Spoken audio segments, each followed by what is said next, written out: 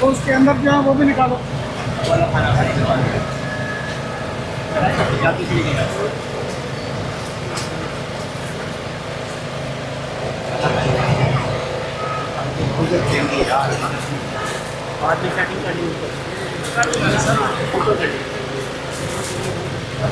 सारे ऊपर से भी सारा खाली करो।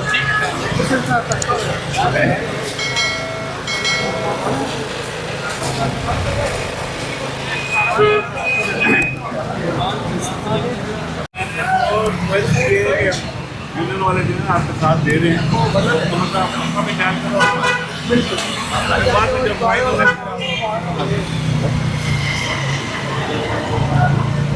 अब ये देखिए डिफाइन कर रहे हैं एसईओ साहब की, ये जो येलो लाइन जो होती है वहाँ तक आपने सामान कैसे रखना है। लेकिन येलो लाइन का मतलब ये भी नहीं है कि आप इतना सामान रख दें कि किसी के गुजरने का दुकान से भी रास्ता ना मिले।